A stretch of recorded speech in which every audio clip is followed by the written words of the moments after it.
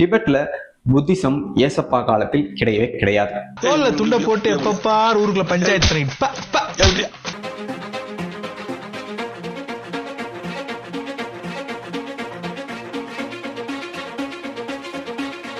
மக்களே, பாரிசாலன் பேசின ஏசப்பா சம்பந்தமான வீடியோல ஒரு பார்ட் மட்டும் தான் நான் போட்டிருக்கேன். இன்னும் அந்த வீடியோல பாரி பேசின ஏகப்பட்ட நகைச்சுவைகளுக்கான பதில இன்னும் போடவே இல்லை. நான் அந்த வீடியோலயே தெளிவா சொல்லியிருக்கேன். பார்ட் 1 தான் இது. இன்னும் அடுத்தடுத்த பாகங்கள் வரும் பாரி சாலமன் பேசின அந்த வீடியோ சம்பந்தமான. ஆனா அந்த வீடியோல நான் பேசின ரெண்டு விஷயம் இந்த வெள்ளைச்சங்கிகளுக்கு ரொம்பவும் மனசை புண்படுத்திருச்சு போல, அவங்களுடைய தூக்கத்தையே கலைச்சிருக்கு. அது என்னன்னு பாத்தீங்கன்னா, ஷவுட் ஆஃப் தூரின் உண்மையிலேயே அறிவியல் ரீதியா அது உண்மை கிடையாதுன்னு அறிவியல் ரீதியான ஆய்வுகளை மேற்கொண்டு நான் சொல்லிட்டேன். அதே மாதிரி செகண்ட் ரீசன் தான் ரொம்ப முக்கியமானது.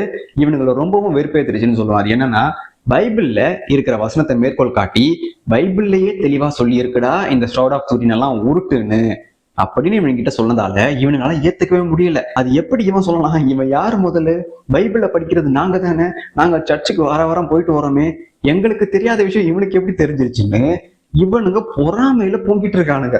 பைபிள்ல இருந்த ஒரு வசனத்தை மேற்கோள் காட்டி டே ஷவுட் ஆஃப் தூரின் என்பது உருட்டுடான்னு சொல்லியும் அதை ஏத்துக்க முடியாம ஈவினிங் போட்ட வீடியோவுக்கு 2 நாளா உட்கார்ந்து 3 இல்ல 4-5 பேர் கதறிட்டு இருக்கானுங்க. நிக்கோலஸ் நோட்டோவிச் அப்படின்னு சொல்லுவாங்க. அவரு the unknown life of Jesus Christ அப்படின்னு சொல்லி ஒரு புத்தகம். பாரிசாலன் சொன்ன இந்த புத்தகத்தை பாரியே படிச்சது இல்லைன்னு அவரே தெளிவா இந்த ஸ்டேட்மெண்ட்ல சொல்றாரு. ஏன்னு கேட்டீங்கன்னா, இந்த புத்தகத்துல நோட்டோவிச் அருமையான விஷயத்த சொல்லியிருக்காரு. என்ன சொல்லியிருக்காருன்னு பாத்தீங்கன்னா, புத்திச துறவிகள் முன்னிலையிலும், பிராமணர்கள் முன்னிலையிலும், இந்து துறவிகள் முன்னிலையிலும் இயேசு ஆன்மீகத்தை பற்றி கற்றுக்கொண்டார் அப்படின்னு தான் அவர் எழுதியிருக்காரு. இங்க இந்துசம்னு வருது, பிராமணிசம்னு வருது. ஆனா பாரி சாலமன் என்ன சொல்றாரு பாருங்க, ஒன் அண்ட் ஒன்லி புத்திசம் கிட்ட மட்டும் போறாரு. சாரை பொறுத்த வரைக்கும் பிராமணியம் இந்துசம் அப்படின்னு வந்துட்டாலே சாருக்கு பிடிக்காது, ஏத்துக்கவே மாட்டாரு. ஒழுங்கா போய் இந்த புக்கெல்லாம் நீ படி, இதை படிக்கும் போது உனக்கே தெரிஞ்சிடும் இது எவ்வளவு பெரிய உருட்டுன்னு. ஏன்னா இது படிக்காததாலதான் பாரி சாலமன் இந்த மாதிரி உருட்டிட்டு இருக்காரு. மக்களே, இந்த புத்தகத்துல அருமையா நோட்டோவிச் ஒரு விஷயத்த சொல்றாரு. அது என்னன்னு பாத்தீங்கன்னா, திபெட்ல புத்திசம் இருந்தது. அப்ப அந்த புத்திச துறவிகள் கிட்ட இவர் கத்துக்கிட்டாரு. யாரு? இயேசு கத்துக்கிட்டாருன்னு சொல்றாரு இல்லையா? அதுல ஒரு மிகப்பெரிய நகைச்சுவை இருக்கு. அது என்ன நகைச்சுவைன்னு பாத்தீங்கன்னா, திபெட்ல புத்திசம் ஏசப்பா காலத்தில் கிடையவே கிடையாது. தோல்ல துண்ட போட்டு எப்பப்பார் ஊருக்குள்ள பஞ்சாயத்து. அப்படி இருக்கும்போது இயேசு இங்க எந்த புத்த துறவி கிட்ட இவர் ஆன்மீகத்தை பத்தி கத்துக்கிட்டாரு? பாரி சாலமனால பதில் சொல்ல முடியுமா? சொல்ல முடியாது. ஏன்னா பாரி சாலமன் ஒரு அரை வேக்காடு அரைகுறை. உண்மையாவே நான் அந்த மாதிரி பேசக்கூடாதுன்னு நினைச்சேன், இருந்தாலும் நான் பேசுறேன். ஏன்னா இவனுடைய ஃபேன்ஸ், ஏன்னா இவருடைய ரசிகர்கள் இருக்காங்க இல்லையா, மிக கொடூரமான ஜாம்பிஸா இருக்கிறானுங்க. எது சொன்னாலும் பாரியே சொல்லிட்டாரு அது உண்மைதான்னு நம்புற அளவுக்கு பைத்தியக்காரங்களா இருக்கானுங்க. பாரியை பொறுத்த வரைக்கும் யூதர்கள்னாலே தப்பானவங்க. யூதர்கள்னாலே அவங்க பிறனத்தை அடக்கிறதுக்காகவே அவங்க வேலையை பார்த்துட்டு வராங்க. அப்படி இருக்கும்போது இந்த அன்னோன் லைஃப் ஆஃப் ஜீசஸ் புத்தகத்தை எழுதின இந்த நோட்டோவிச் ஒரு யூதர் அப்படின்னா அவர் வேணுமுன்னே கான்ஸ்பிரசியா உருவாக்கி இருக்காரு. அதுதானே பொருள். பாரியை பொறுத்த வரைக்கும் அதுதான் உண்மை. அப்படித்தான் அவர் பேசணும். ஆனா இந்த விஷயத்துல சார் என்ன சொல்றாரு? அவரே அந்த புத்தகத்தை எழுதியிருக்காராம். அந்த புத்தகத்தை எழுதின அந்த விஷயங்கள் எல்லாத்தையுமே இங்க படிச்சவங்க எல்லாருமே அதை பார்த்துட்டு மறுக்க முன் வந்தாங்களாம். மறுக்க முன் வந்ததோட அவர் எந்த மெனுஸ்கிரிப்ட்ல இது எல்லாத்தையும் பார்த்தாரோ அது எல்லாத்தையுமே ரோம்ல இருந்து ஆய்வாளர்கள் தூக்கி கொண்டு போய்விட்டார்கள்னு சொல்றாங்களாம். நீங்களே யோசிச்சு பாருங்க, ஒரு யூதர் ஒரு புக் எழுதியிருக்காரு இயேசு சம்பந்தமா. அந்த புக் கண்டிப்பா 100% பாரியை பொறுத்த வரைக்கும் அது உருட்டாதான் இருக்கும். உருட்டுன்னு தான் சொல்லியிருக்கணும். ஆனா ஏன் இவர் அதை சொல்லவே இல்லை? யூதர்கள் கொடூரமானவங்க, யூதர்கள் திருடர்கள், கேவலமானவங்க. ஆனா இப்ப மட்டும் எப்படி இந்த பாரி சாலமனுக்கு இந்த யூதர் நல்லவரா தெரிகிறாரு? ஏன்னா இந்த பாரி சாலமனுக்கு இந்த நோட்டோவிச் எந்த இனத்தை சேர்ந்தவர்னே தெரியாது. அவர் எப்பேற்பட்டவர்னும் தெரியாது. தெரியாம எங்கிருந்தோ தகவலை எடுத்துட்டு யாரோ சொன்னதை கேட்டுட்டு அது உண்மைன்னு உருட்டிட்டு இருக்காரு. அதே மாதிரி இந்த புத்தகத்துல நோட்டோவிச் சொன்ன இந்த சுவடிகள் மேனுஸ்கிரிப்ட்ஸ் எல்லாத்தையுமே ரோம்ல இருந்து திருடிக்கலாம் போகவே இல்லை. உண்மையிலேயே இந்த நோட்டோவிச் இங்க போய் ஒரு துறவியை சந்திச்சேன், அவர் இந்த கதையெல்லாம் சொன்னாரு இல்லையா, அந்த மாதிரியான நிகழ்வு நடக்கவே இல்லைன்னு அங்க இருந்த துறவியே மேற்கொண்டு ஆராய்ச்சி பண்ணவங்க கிட்ட சொல்லியிருக்காரு. மேக்ஸ் மில்லர் அங்க போயிருக்காரு. திருட்டு பையன் மேக்ஸ் மில்லர் இருக்கான் இல்லையா, அவன் அங்க போய் என்ன பண்ணிருக்கான், இது உண்மையா இல்லையான்னு கேட்டிருக்கான். அவங்க தெளிவா சொல்லியிருக்காங்க, ஐயா இதெல்லாம் பொய் ஐயா, அப்படி ஒருத்தர் இங்க வரவே இல்லை ஐயா அப்படின்னு சொல்லியிருக்காங்க. இதை ஏன் முழுக்க முழுக்க நோட்டோவிச் பண்ணாருன்னு பாத்தீங்கன்னா, இவர் ஃபேமஸ் ஆகணுன்றதுக்காகவே இந்த விஷயத்த பண்ணியிருக்காரு. அதனாலதான் இவர் இந்த புத்தகத்தை எழுதினோடனே வைரல் ஆயிட்டாரு. இத உடனடியா உண்மையா இல்லையான்னு பார்க்கணும்னு பிரிட்டிஷ் கண்ட்ரில இருந்து தான் நிறைய பேர் வந்து இது உண்மையா பொய்யான்னு கேட்டு இது 100% உருட்டுன்னு அப்பவே தெளிவுபடுத்திட்டு போயிட்டாங்க. பாரி சாலமனுக்கு தெரியாத விஷயம் என்னன்னா, ரோம்ல இருந்து இங்க ஒருத்தர் கூட வரவே இல்லை, ஒருத்தர் கூட டிபெட்க்கு வந்து அங்கிருந்த மனுஸ்கிரிப்ட்ஸை எடுத்துட்டு போகவே இல்லை. அப்படி நடக்காத விஷயத்த நடந்தா மாதிரி, படிச்சா மாதிரி, ஆதாரங்கள் இருந்தா மாதிரியும் அதை இவர் பார்த்தா மாதிரியும் எந்த அளவுக்கு கான்பிடண்டா உருட்டுறாருன்னு பாருங்க.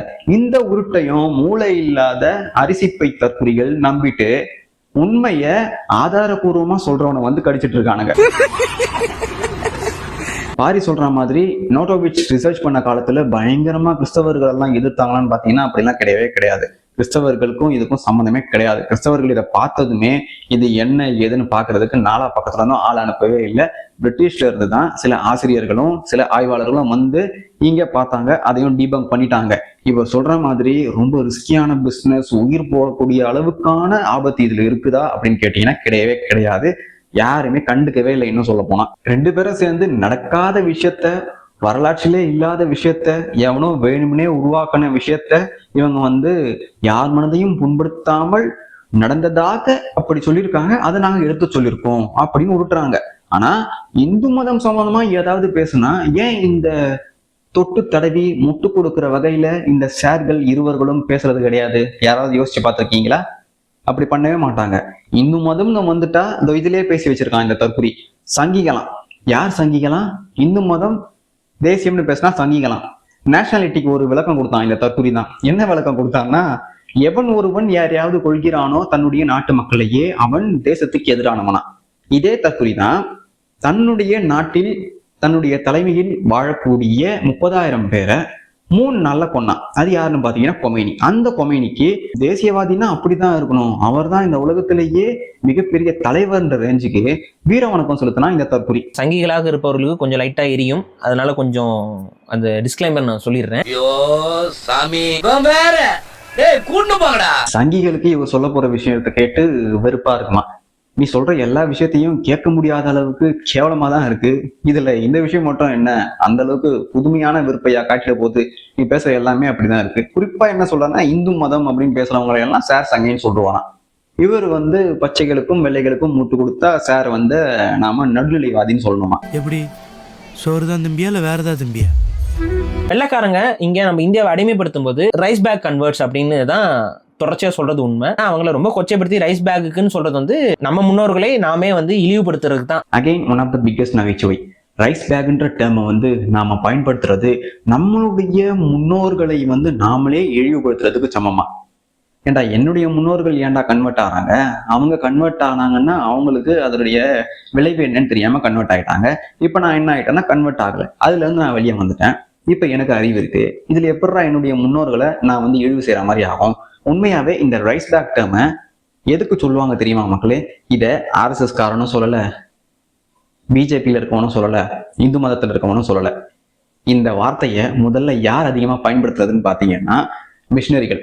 மிஷினரிகள் என்ன பண்ணுவாங்கன்னா, ஆசியாவில் குறிப்பா சீனா, ஜப்பான், இந்தியா இந்த 3 நாடுகளிலேயும் இருந்த மக்களை இவர்கள் மதம் மாற்றம் செய்யும் போது என்ன சொல்லுவாங்கன்னா, அரிசிக்காகவும் சோத்துக்காகவும் மதம் மாறின கூட்டம் இது, இதுக்கு உண்மையான பக்தினா என்னன்னு தெரியாத கூட்டம் இது, அதனால இந்த கூட்டத்துக்கு நாம ரைஸ் பேக் அப்படின்னு அழைப்போன்னு இவங்களே அந்த பேரை வச்சு இவங்க இந்த ஆசியாவில் மதம் மாறின எல்லாரையுமே குறிக்கிறதுக்காகத்தான் இந்த டேர்மை பயன்படுத்தினாங்க. இதை வந்து பிஜேபி காரன் உருவாக்கல, ஆர்எஸ்எஸ் காரன் உருவாக்கல. இதை ஆரம்பத்திலிருந்தே சொல்லிட்டு வர்றது கிறிஸ்தவர்கள் தான். எவன் மதம் மாத்த வந்தாலும் அவன் தாண்டா உன்னை அசிங்கப்படுத்தினா தற்குறி. சரி, மதம் மாத்தினாங்க. எதுக்கு மதம் மாத்தினாங்க? இந்துக்களால இங்க வாழ முடியல, இந்து மதம் வந்து அடிமைப்படுத்துச்சு, ஆதிக்கம் செலுத்துச்சு, இவங்களை தீண்டாமையை கடைபிடிக்க வச்சுது அப்படின்னு இந்த தற்குறி பாரி சாலமன் போன்ற தற்குறிகள் சொல்லுவாங்க. சரி, இதே வெள்ளையன் இதை சொல்லிதான் இங்க ஆட்சி பண்ணான். இந்த சேம் வெள்ளையன் என்ன பண்ணான்னா டேட்டா எடுக்கிறான். டேட்டா எடுக்கும் போது தீண்டாமையை பின்பற்றி இருந்தால் எப்படி பிற்படுத்தப்பட்ட சாதிகளை சேர்ந்த பசங்க கரெக்டா பிராமணர்களை விட யார் ஒடுக்குனாங்க? பிராமணர்கள் தான் இவங்களை ஒடுக்குனாங்க இல்லையா? இந்து மதம் தான் ஒடுக்குச்சு இல்லையா?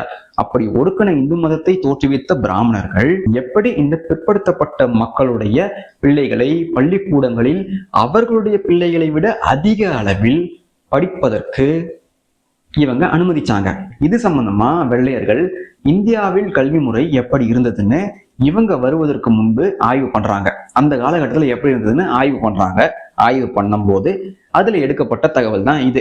இதெல்லாம் இந்த பாரிஸ் சாலமன் போன்ற மூளை இல்லாத சிறுபான்மை சங்கிகளுக்கு முட்டு கொடுக்கிற தற்குறிக்கு சுத்தமா தெரியாது. இன்னைக்கு பிஜேபி ரூல்ல நீங்க நிறைய பேர் சங்கியா கன்வெர்ட் ஆயிருக்கீங்க. அதே கான்செப்ட் தான் அங்கேயும். இவனையும் அறிவாளி இவன் பேசுறதெல்லாம் உண்மைன்னு நிறைய பேர் சுத்திட்டு இருக்கிறத நினைச்சாதான் வருத்தமா இருக்கு. சங்கிகளா மதம் மாறிட்டாங்களாம். எப்படி? மோடி வந்து இந்தியாவை சேர்ந்தவர், இங்கே பிறந்து இங்கே வளர்ந்திருக்காரு, இவருடைய குடும்பமும் இந்தியாவை மையப்படுத்திதான்.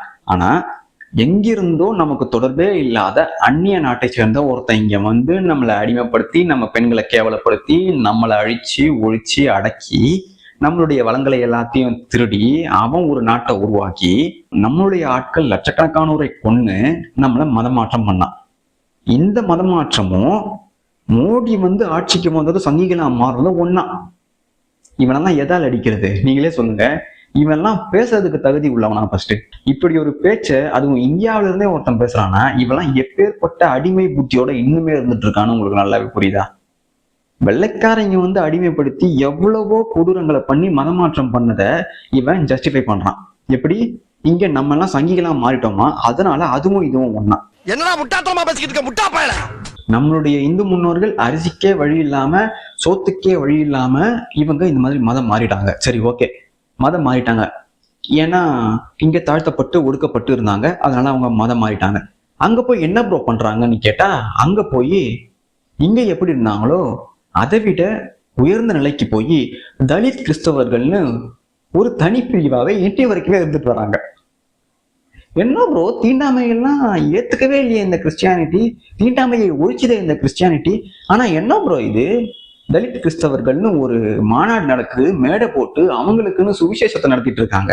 இதெல்லாம் என்னடா தற்குறி? இதையெல்லாம் நீ பேச மாட்டியாடா தற்குறி? முக்கியமான மேட்டருக்கு வந்துட்டார் பாரிஸ் சாலமன்.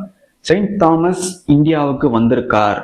இந்தியாவில் கிறிஸ்தவம் இந்த சங்கிகள் சொல்வது போல வெள்ளையர்கள் வந்து புகுத்தல, அதுக்கு முன்னாடியே இந்தியாவில் கிறிஸ்தவம் தோன்றி இருக்கிறது, அதற்கான மூலச்சான்றுகள் ஏகப்பட்டது இருக்குன்னு திஸ் பாரிஸ் சாலமன் தற்குறி சொல்றாரு.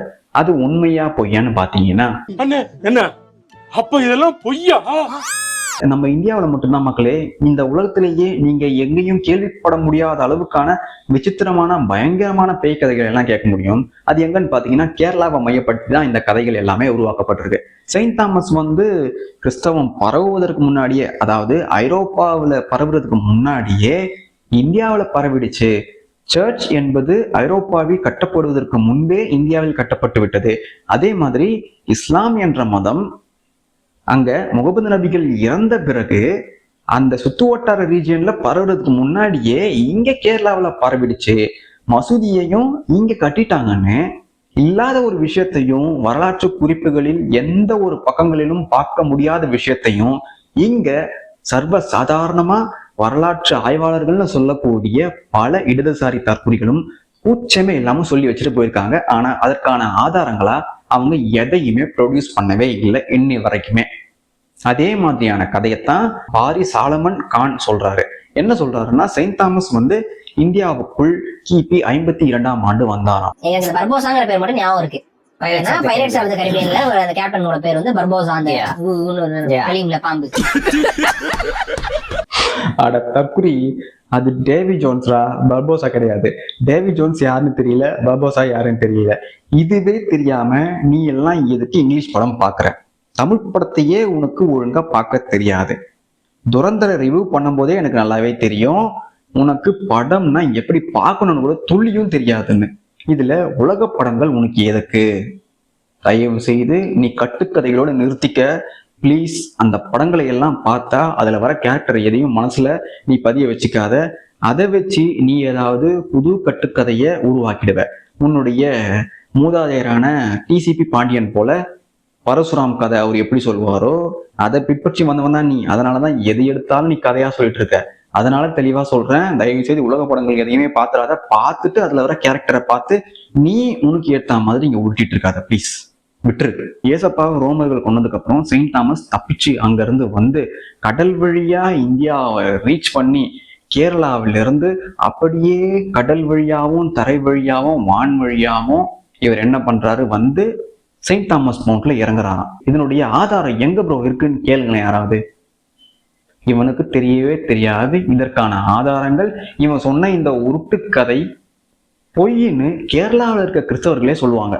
ஏண்டா நாங்க கூட இந்த அளவுக்கு பயங்கரமா உருட்டி பேசுனது கிடையாது, ஆனா நீ யார்டா இந்த அளவுக்கு பேசுறியாடான்னு உண்மையாவே பாரி சாலமன் கானுக்கு அவங்க சிலை வைப்பாங்க. அந்த அளவுக்கு உருட்டி வச்சிருக்கான் மக்களே. செயின்ட் தாமஸ ரோம்ல இருந்த ரோமர்கள் கொல்றதுக்காக துரத்திட்டு வந்தாங்க. ஏன்னா அவர் சீடர். அங்க இருந்து தப்பிச்சு இங்க வந்துட்டாராம். எங்க நம்ம இந்தியாவுக்கு வந்துட்டாராம். இந்தியாவுக்கு வந்தவர் கேரளாவில இருந்து செயின்ட் தாமஸ் மவுண்ட்டுக்கு வந்து தஞ்சம் புகுறாராம். அவருக்கு யார் அடைக்கலம் கொடுத்தாங்கன்னா சமணர்கள் கொடுத்தாங்களாம். சரி, இங்க வந்து ஏன் நீங்க தஞ்சம் புகுறீங்க, ரோமர்களுக்கு இந்தியாவில நீங்க இருக்கீங்கன்னு தெரியாதே அப்படின்னு கேட்கும்போது செயின்ட் தாமஸ் சொல்றாராம், என்ன ஒரு குரூப் துரத்திட்டு வருது, அதுவும் இங்க இருக்க குரூப் தான். அது எந்த குரூப்னு சமணர்கள் கேட்கறாங்களாம். அப்ப அவர் சொல்றாராம், அது என்ன குரூப்னு இவர் வந்து நம்மளை கண்டுபிடிச்சிக்க சொல்றாரு. அது வேற எந்த குரூப்புமே கிடையாது, பாரி சாலமன் கானுக்கு எதிரான குரூப். பாரி சாலமனுக்கு அந்த குரூப்பை பத்தி ஒரு கூந்தலும் தெரியாது. பாரிசாலன் அந்த குரூப்பை எப்பவுமே ஆரியர்கள், இந்துக்கள்னு சொல்லுவாரு. அந்த குரூப் தான் பிராமணர்கள். பிராமணர்கள் என்ன பண்ணாங்கன்னா, செயின்ட் தாமஸ் உடைய கன்வர்ஷனை எல்லாம் பார்த்து இந்தியாவில் இருக்கக்கூடிய இந்து மதத்தையே அழிச்சிருவாங்க இவங்க, நமக்கு வேட்டு வச்சிருவாங்க, நமக்கான வேலை இங்க இல்லாம போயிடும், நம்மளால மக்களை ஏமாத்தி சம்பாதிக்க முடியாதுன்னு அவங்க நினைச்சதாகவும், அதை இந்த செயின்ட் தாமஸ் எதிர்த்ததாகவும், ரொம்ப தாழ்த்தப்பட்டு இருந்த மக்களை இந்த பிராமணர்கள் ஒடுக்கிறத பார்த்துட்டு அவர் இவங்களை மதம் மாத்தினதாகவும் ஒரு கதையை உருவாக்கி அதை இன்னி வரைக்குமே கிறிஸ்தவர்கள் நம்பிட்டு வர அளவுக்கு இந்த இந்தியாவில் பதிய வச்சது யாருன்னு பார்த்தீங்கன்னா போர்ச்சுகீசியர்கள். இந்த கதை உண்மையாவே நடந்துதான் பார்த்தீங்கன்னா வரலாற்று ரீதியா வரலாற்று குறிப்புகளில் இது எல்லாம் ஆவணப்படுத்தப்பட்டிருக்கான்னு பார்த்தீங்கன்னா துளியும் கிடையாது. பாரி சல்மான் கான் போன்ற தற்குறி முண்டங்களுக்கு உண்மை எது பொய் எதுன்னு ஆராய தெரியாது. அதனால இத சார் வந்து உண்மைன்னு நம்ம கிட்ட சொல்றாராம். ஏன்னா பிராமணர்கள் வந்து எல்லாரையுமே எதிர்த்து ஜெயிச்சிட்டாங்களாம். அப்படி அவங்க கொடூரமானவங்க எல்லாரையுமே அவங்களுடைய கால் கீழே வச்சிருக்கணும்னு பார்த்தா தமிழ்நாட்டுல அவங்களுடைய ஆட்சி தானே நடந்திருக்கணும். இந்த இந்தியா முழுக்க பிராமணர்கள் தானே அவங்களுடைய ஆதிக்கத்தை செலுத்தி இருக்கணும். இல்லையே, பிராமணர்கள் ஆட்சியில் இல்லவே இல்லையே, பிராமணர்கள் கையிலே ஆட்சி இல்லையே. ஆட்சி பண்றது யாரோ, தீண்டாமைன்னு சொல்லி இன்னி வரைக்குமே தீண்டாமை வளர்த்துட்டு வர்றது யாரு, பிராமணன் தான் அதையெல்லாம் புகுத்தலான்னு சொல்லி அவனை எதிர்க்கிறேன்னு சொல்ற நீங்க தான் இனிமே ஜாதியையும் தீண்டாமையும் வளர்த்துட்டு வரீங்க, கூடவே மதவெறியையும் வளர்த்துட்டு வரீங்க. இதுல நீங்க எதுக்கடா சும்மா செவனேன்னு இருக்கிற அவங்கள புடிச்சு வலிச்சுட்டு இருக்கீங்க? மக்களே நல்லா தெரிஞ்சுக்கோங்க, இவனுங்க தமிழர்கள் இந்துக்கள் இல்லைன்னு சொல்ற முதல் காரணமே இந்த காரணம் தான். நீங்க எல்லாம் விழிப்படைஞ்சிடவே கூடாது. கிறிஸ்தவரா மாறலாம், இஸ்லாமியரா மாறலாம், ஆனா இந்துவா மட்டும் உங்களை நீங்க என்னைக்குமே நினைச்சிடவே கூடாதுன்னு இந்த மாதிரியான புல்லுருவி கோமாளிகள் வேலையை பார்த்துட்டு இருக்கானுங்க. அதுலயும் இவன் ரொம்ப ரொம்ப டேஞ்சரானவன். இவன் எப்பவுமே பேசுற விஷயம் எதுக்குமே ஆதாரத்தை சொல்லவே மாட்டான், காட்டவும் மாட்டான். எதையுமே 100% இவன் பயஸ்டா தான் பேசுவான். இன்னி வரைக்குமே இந்த உலகத்தை பேகனிசத்தை பின்பற்றி வரக்கூடிய ஒரே மதம் இந்து மதம் தான். அப்பேற்பட்ட இந்து மதம் இந்த உலகம் முழுக்க ஒரு காலத்துல இருந்துச்சு. ஒரு காலத்துல நம்மளுடைய கடவுளர்கள் உலகம் முழுக்க இருந்தாங்க. அந்த கடவுளர்கள் ரோமுடைய ஆட்சியிலையும் ரோமுடைய நாட்டிலையும் இருக்கிறத கிறிஸ்டியானிட்டி என்னைக்கு ரோம்ல பரவுச்சோ அன்னைக்கு அதை அவங்க பார்க்க தவறவே இல்லை. அதனால அவங்க முதல் வேலையா என்ன பண்ணாங்கன்னா பேகனிசத்தையும் பேகனிச வரலாற்று குறிப்புகளையும் தேடி தேடி அழிச்சாங்க. இதைத்தான் கிறிஸ்டியானிட்டி எங்க போச்சோ அங்க எல்லா இடத்துலயுமே பண்ணிச்சு. இந்தியாவிலையும் அதை பண்ணிருக்கு. செயின்ட் தாமஸ் மவுண்ட்ல சமணர்கள் இருந்தாங்கன்னு சொல்ற பாரி சாலமன் தற்குறிக்கு அந்த செயின்ட் தாமஸ் மவுண்ட்ல உண்மையாவே இருந்த கடவுள் யாருன்னு சொல்ல தெரியல பாத்தீங்களா? ஏன்னா அந்த தற்குறிக்கு தெரியாது. செயின்ட் தாமஸ் மவுண்ட்ல சமணர்கள் இருந்தாங்கன்னா அந்த இடத்துல முருகர் இருந்தார். அதுதான் வரலாறு. மலையினாலே அது முருகர். குன்று இருக்கும் இடமெல்லாம் குமரன் இருப்பான். சமணர்கள் இருந்தாங்கன்னா கண்டிப்பா அந்த இடத்துல முருக கடவுள் இருந்தே ஆகணும். அது நம்மளுடைய வழிமுறை, வழிபாட்டு முறை, வாழ்வியல். திருப்பரங்குன்றத்திலையும் அது இருக்கும். திருப்பரங்குன்றத்துல சமணர் குன்றுகள் இருக்கும், முருகர் இருப்பார். இது நம்மளுடைய வரலாறு. இந்த மலையை நாம என்ன சொல்லி கூப்பிடணும்னு பாத்தீங்கன்னா குமரன் மலைன்னு சொல்லி தான் கூப்பிட்டுருக்கணும். பட் இந்த அந்நிய கிற்கர்கள் வந்து மதம் மாத்தி பாரி சாலமன் தற்குறி போன்ற கோமாளிகளை உருவாக்கி விட்டதால இதை நாம இன்னைக்கு செயின்ட் தாமஸ் மவுண்ட்னு கூப்பிட்டுட்டு வரோம். எப்படி தமிழ் கடவுள் முருகன் நீங்க இவரெல்லாம் பொங்குவாரு, அந்த தமிழ் கடவுள் முருகனுடைய மலையை அப்படியே மாத்தி செயின்ட் தாமஸ் மவுண்ட் அப்படின்னு வச்சிருக்காங்க. அதை இவர் பெருமையா வேற சொல்றாரு, செயின்ட் தாமஸ் இங்க வந்தார் தெரியுமா உங்களுக்கு அப்படின்னு. ரோம்ல இருந்துதான் மக்களே கிறிஸ்தவத்துடைய வரலாறு ஆரம்பிக்குது. 4ஆம் நூற்றாண்டு தொடங்கி இவங்க என்ன பண்றாங்கன்னா ரோம்ல இருந்த எல்லா பேகனிச கடவுளர்களையும் வரலாறுகளையும் அழிக்கிறாங்க. அப்படியே அதை சுத்தி எங்க எல்லாம் பேகனிசம் இருக்கோ ரோமையை தாண்டி அங்கேயும் இவங்க என்ன பண்றாங்கன்னா படையெடுத்து அழிக்கிறாங்க. அப்படி படையெடுத்து அழிக்க போன இடம் தான் சிரியா. இந்த சிரியா அண்ட் ஈரான் இந்த நாட்டுல இருந்த கிறிஸ்தவர்களை இவங்க என்ன பண்றாங்க, இவங்க கிறிஸ்தவத்தை மாறிட்டு இவங்களுடைய வழிபாட்டு முறை எதை மையப்படுத்தி இருந்ததுன்னா பேகனிசத்தை மையப்படுத்தி இருந்ததால இவங்களால பொறுத்துக்க முடியல. யாரால? கத்தோலிக்க கிறிஸ்தவர்களால, ரோம்ல இருந்த கிறிஸ்தவர்களால. உடனே படையெடுத்து இவங்களை அநியாயத்துக்கு துன்புறுத்துறாங்க, கொளுத்துறாங்க, எல்லாத்தையுமே அடிச்சு உடைச்சு ஆயிரக்கணக்கானவரை கொள்றாங்க. அதுல இருந்து சிரியன் கிறிஸ்டியன்ஸ் அண்ட் ஈரானிய கிறிஸ்டியன்ஸ் 2 பேரும் என்ன பண்றாங்கன்னா 2 நாட்டுக்கு தப்பிச்சு வராங்க. அந்த 2 நாடு எதுன்னு பாத்தீங்கன்னா இந்தியா அண்ட் சீனா. இந்த 2 நாட்டுல தான் ரிலீஜியஸ் டாலரன்ஸ் அந்த காலத்துல அதிகமா இருந்தது. எந்த மதத்தை பின்பற்றுபவர்களாக இருந்தாலுமே சரி, நீங்க வாங்க எங்களுடைய நாட்டுக்கு வாங்க, உங்களுக்கு எந்த பிரச்சனையுமே இல்லை அப்படின்னு ஓப்பன் ஹேண்ட காட்டின 2 கண்ட்ரினா அது சைனா அண்ட் இந்தியா. இப்பதான் இந்த காலகட்டத்துலதான் வராங்க கிறிஸ்தவர்கள் என்போர். அதுவும் எங்க? கேரளாவுக்கு. அந்த பக்கம் சைனாவுக்கு ஒரு குரூப் போயிடுச்சு. இங்க முதல் முறையா கிறிஸ்தவர்களை, அதுலயும் ரொம்ப பாவப்பட்ட கிறிஸ்தவர்களை அவங்க கிபி 4ஆம் நூற்றாண்டின் ஆரம்பத்துல தான் பாக்குறாங்க. அதுவும் கேரளாவில். இப்படித்தான் இந்தியாவுக்குள்ள கிறிஸ்தவம் முதலில் வந்துச்சு. அதுலயும் பாத்தீங்கன்னா இவங்க மதத்தை பரப்ப வரவே இல்லை. இவங்க முழுக்க தங்களுடைய உயிரை பாதுகாத்து கொள்ளதான் இந்தியாவுக்குள்ள வந்தாங்களே தவிர செயின்ட் தாமஸ் இங்க வந்து இவங்களை மதம் மாற்றி, அதாவது சேரர்கள் ஆண்டு கொண்டு இருக்கும் போதே இந்த மதத்தை எல்லாம் மாத்தி இவருக்கு சர்ச்சையெல்லாம் கட்டி இந்த பக்கம் சென்னைக்கு வந்து ட்ரிப்ளிகேனுக்கு வந்து இவர் பீச்சுக்கு வந்து சுண்டெல்லாம் சாப்பிட்டாருன்னு சொல்ற எல்லா கதையுமே உருட்டு. கிறிஸ்தவர்கள் முதலில் நம்ம இந்தியாவுக்குள்ள எந்த பக்கம் வந்தாங்கன்னா கேரளா மூலமா தான் முதல் முறையா வந்தாங்க. அங்கதான் ஃபர்ஸ்ட் அவங்க இறங்கினாங்க. அதுவும் கிபி 345ஆம் ஆண்டுக்கு பிறகுதான். இதுக்கு முன்னாடி வரைக்கும் கிறிஸ்தவர்கள்னு சொல்லக்கூடிய ஆட்கள் இந்தியாவில் ஒருத்தருமே கிடையவே கிடையாது. ஒரிஜினலி இந்த கிறிஸ்தவர்கள் பெர்ஷியால இருந்து தான் தப்பிச்சு வராங்க. இப்ப பெர்ஷியாவுடைய பெயர் என்னன்னு பாத்தீங்கன்னா ஈரான். அங்கிருந்து தப்பிச்சு இங்க வந்ததுக்கு அப்புறம் தான் இவங்களுக்கு ஏற்கனவே அறிமுகமான பயன்படுத்திட்டு இருந்த சிரியக் மொழியின் மூலமா இவங்க கிறிஸ்தவத்தை இங்க பின்பற்றி வந்திருக்காங்க. இவங்க மதமாற்றம் செய்யவே இல்லை. இவங்க தங்களுடைய உயிரை பாதுகாத்து கொள்ள மட்டும்தான் இங்க வந்தாங்க. ஒரு குரூப் சீனாவுக்கு போயிடுச்சு. இப்படித்தான் இங்க இந்தியாவுக்குள்ள கிறிஸ்தவம் நுழைஞ்சது. இப்படி சிரியாவில இருந்தும் ஈரான்ல இருந்தும் வந்த இந்த தப்பி பழித்த கிறிஸ்தவர்கள் கேரளாவில வாழ ஆரம்பிச்சாங்க. ஆனா அந்த காலகட்டத்துல கூட இவங்களுடைய எண்ணிக்கை பெருகல. ஏன்னா இவங்க அடிச்சோம் பிடிச்சோன்னு தப்பிச்சு வந்திருக்காங்க. எப்போ இந்த கேரளாவில் சிறிய கிறிஸ்தவர்களுடைய எண்ணிக்கை அதிகமாகுதுன்னு பாத்தீங்கன்னா சரியா 9ஆம் நூற்றாண்டிலிருந்து 13ஆம் நூற்றாண்டு இடைப்பட்ட காலத்தில் இந்த 4 நூற்றாண்டுகளில் மறுபடியும் ஈரானிலிருந்து அதே கிறிஸ்தவர்கள் வராங்க. எங்க வந்து கேரளாவில் இறங்குறாங்க. இவங்க தான் இங்க இருந்த கேரளவாசிகளோடு, அதாவது இந்துக்களோடு பழகி உறவு கொண்டு அவங்க சிரியன் கிறிஸ்டியன் குரூப்பையே உருவாக்குறாங்க. அதாவது இதன் மூலமா இதுக்கு முன்னாடி, அதாவது தாமஸ் வந்துதான் இந்தியாவில் இவர் மூலமா தான் இந்த செயின்ட் தாமஸ் கிறிஸ்டியன்ஸ் என்ற குரூப் உருவாச்சுன்னு சொன்னது எல்லாமே கட்டுக்கதை. கிபி 345 தாண்டி தான் ஒரு குரூப் வருது தப்பிச்சு. அவங்க வந்து கூட இங்க மதமாற்றம் பண்ணவே வரல. அவங்க இங்க வாழதான் வந்தாங்க, தஞ்சம் பிழைத்து.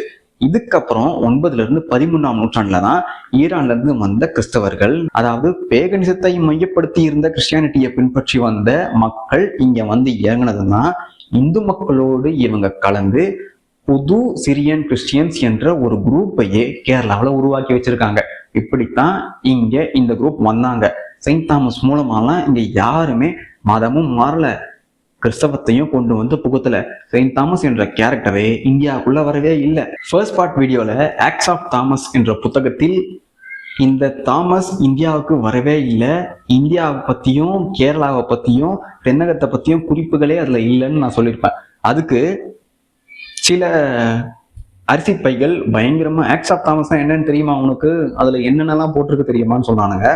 சரி, அதே ஆக்ட்ஸ் ஆஃப் தாமஸ்ல நீங்க சொல்றது உண்மையா இருந்தா, இப்ப நான் சொல்றேன் அந்த விஷயம் உண்மையா இல்லையா அப்படின்றத நீங்க தான் சொல்லணும். அதுல என்னென்னலாம் இருக்குன்னு பாத்தீங்கன்னா, செத்த ஒரு பையனை, அதாவது பாம்பு கடிச்சு ஒரு பையன் இறந்துட்டானா, அந்த பையனை சார் வந்து உயிர் தழ வச்சாராம். அதே மாதிரி ஒரு பெண்ணை ஒரு ஆவி என்ன பண்ணுதான், கற்பழிக்குதான். தினம் கற்பழிச்சு எடுத்துருக்கான் அந்த ஆவி அந்த பொண்ணுடைய உடம்புல இருந்து. அந்த ஆவியை இவர் வந்து நீக்கி அனுப்பிச்சு விட்டுட்டாராம் மேல் லோகத்துக்கு. அதே மாதிரி இவரை வந்து ஒருத்தன் அடிச்சுட்டானா, அடிச்சவனுடைய கையை பார்த்தா அவர் சொன்னாராம், உன்னுடைய கையை நாய் இழுத்து கொண்டு செல்லும்னு சொன்னாராம். அதே மாதிரி அதுவும் நடந்துச்சான். அதே மாதிரி ஒரு சமயத்துல பயங்கர வறட்சியா இருந்துதான். வறட்சியா இருக்கும்போது இவரை கேட்கறாங்களாம், ஐயா ஏதாவது பண்ணுங்கன்னு. உடனே இவர் வந்து தன்னுடைய சக்திகள் மூலமா இவர் தண்ணீர் வர வச்சாராம். அதாவது வறண்டு கிடந்த பூமியில தண்ணீர் வர வச்சாராம். டேய், ஏசப்பாக்கு கூட இவ்வளவு கதையை அவங்க எழுதவே இல்லடா பைபிள்ல. அவர் திராட்சை ரசத்தை சரக்கா மாத்தினாரு, தண்ணியில நடந்தாரு, இவ்வளவுதோட நிறுத்திக்கிட்டாங்கடா. ஆனா தாமஸ் அவருடைய சீடரா இருந்தவருக்கு என்னென்னடா கதை சொல்லி வச்சிருக்காங்க. டேய், ஆக்ட்ஸ் ஆஃப் தாமஸ் இந்த புத்தகத்துல இவ்வளவு இருக்கு, இதுலயும் இன்னும் நிறைய இருக்கு. இவர் வந்து சிங்கத்தை பேச வச்சாராம், நாயை பேச வச்சாராம், கழுதைய இவர் வந்து ஏதோ பாட வச்சாரோ என்னமோ இருக்கு. இதெல்லாம் உண்மையாடா? அப்போ ஆக்ட்ஸ் ஆஃப் தாமஸ் இந்த புத்தகத்துல இருக்குடா அப்படின்னா இதெல்லாம் உண்மையா? தயவு செய்து எனக்கு செஞ்சு காட்டுங்கடா. நீங்க செஞ்சு காட்டிட்டீங்கன்னா நான் நம்புறேன். தயவு செய்து தெளிவுபடுத்துங்க, இவர் இந்தியாவுக்கு வந்து இந்த அற்புதமான காரியங்களை எல்லாம் பண்ணாரா இல்லையான்னு இந்த புக்ல நீங்களே படிச்சு பார்த்து எனக்கு ஒரு விளக்கத்தை தாங்க. புத்தகம்னா என்னன்னே தெரியாத, புத்தகம் படிக்கிற பழக்கமே இல்லாத தற்குறி பாரி சாலமனுக்கும் இந்த புத்தகத்தை ரெஃபர் பண்ணுங்க. இதுல இருக்கிறத படிச்சுட்டு தயவு செய்து அவனை சொல்ல சொல்லுங்க, உண்மையாவே தாமஸ் வந்தாரா இல்லையான்னு. Until we meet again.